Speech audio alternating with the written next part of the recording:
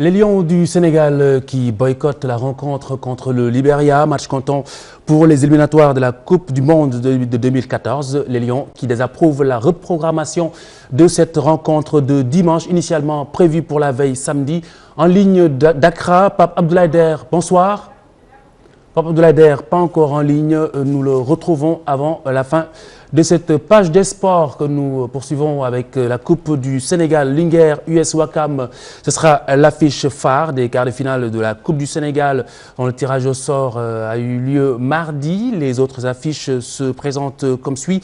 Walidan Djaraf, Casasport Sunéor, Touré Kunda, Renaissance de Dakar. Ces quarts de finale sont prévus le mercredi 19 juin prochain. Match retard, nous sommes en Ligue 1, c'est un match retard de la 20e journée de cette Ligue 1. Olympique de Ngor reçoit mardi le Dakar University Club. Hier, l'AS Douane a battu l'US Gorée 1-0 et sort du coup provisoirement de la zone de relégation aux dépens du Duc. Dans l'autre rencontre du lundi, Linguère a été tenu en échec par Azur, 0 partout. US Gorée, relégable depuis quelques journées, s'est séparé de son entraîneur Cheikh Tahirou Fall.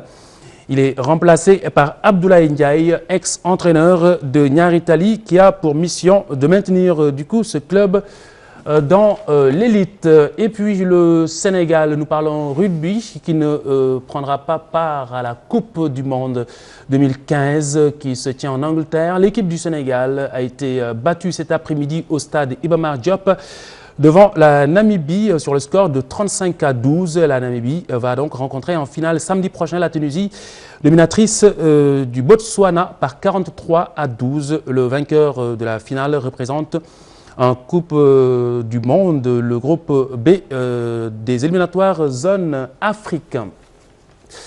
Et puis les sports au service du social, c'est la motivation de la structure Neuf Sport Afrique qui a regroupé pendant un week-end 100 enfants issus des communes de Mbour, Ngaparou, Nguékhor, Saly et Somone, ce pour les initier à quelques disciplines sportives. Une première édition des journées de solidarité pour lutter contre l'errance de ces tout-petits. C'est un sujet de Ababakar Kamara et Cheikh Sadibou Diarra. Ils ont mêlé l'utile à l'agréable le temps d'une journée. Près de 100 enfants défavorisés ont bénéficié du programme de Neuf Sport, un programme qui vise à combattre l'errance et la mendicité. Nous sommes ravis de cette journée ici. Nous jouons du football, du volleyball et du tennis de table. Nous souhaitons que la journée se déroule chaque mois ou chaque année. Cela nous ferait vraiment plaisir. Rassembler les enfants pour qu'ils discutent et pratiquent des sports, c'est mieux que de les laisser errer dans les rues. Bien d'organiser ce genre d'ateliers pour les jeunes, au lieu de les laisser dehors, parce que ça permet aux gosses d'avoir un bon encadrement et une bonne éducation. Ça, c'est hyper important. Cette journée de solidarité a réuni des enfants des 5 communes de la station balnéaire de Mbour. Nous sommes dans une zone qui est touristiquement viable et il y a beaucoup de jeunes, beaucoup d'enfants du moins qui suivent ce tourisme pour, disons, le mot carrément, témander. Et on se rend compte que ce n'est pas une bonne chose. On a pu montrer que les enfants peuvent faire autre chose, peuvent s'amuser, aller étudier ce qu'ils doivent étudier, aller étudier, et ce qu'ils doivent apprendre un métier, aller apprendre un métier. Et aussi découvrir ce cadre qui est très joli. Et je pense que ça peut leur donner l'envie de bien travailler pour demain pouvoir venir se reposer ici. Pour l'initiateur de l'événement, l'objectif est atteint. Reste à assurer la pérennisation. C'est un réel succès et ce succès est là devant nous, nous le vivons en direct. Les enfants sont heureux. Nous sommes à une première édition. Nous avions eu un test il y a 2 ans. Là, c'est une première édition. Il y en aura une deuxième et il y en aura une troisième, une quatrième et une 5e. Au bout de la 5e, on fera le bilan. Nous sommes partis pour 5 ans sur la thématique l'errance et la manœuvre enfantine. Maintenant, quand vous voyez les enfants, d'ici d'ailleurs, au premier contact, le brassage se fait et c'est formidable. Neuf Sport, pour mieux élargir son champ d'action, envisage la mise en place d'une fondation pour mieux venir en aide aux enfants défavorisés. Je vous le disais il y a un moment, les Lions du Sénégal qui refusent de jouer le match de dimanche prochain, le match reprogrammé. Je rappelle qu'il avait été d'abord programmé pour le samedi, c'est contre le Libéria dans la perspective du Mondial 2014, comptant pour ces éliminatoires. Alors les Lions du Sénégal refusent puisque cette reprogrammation n'est pas à leur goût. Pape Abdoulader, bonsoir. Abdoulader, vous nous appelez d'Accra. Bonsoir Pape Abdoulader. Bonsoir, Khalifa Diakhaté. Alors, Abdoulader, qu'est-ce qui s'est réellement passé? Qu'est-ce qui est à l'origine de cette reprogrammation de cette rencontre?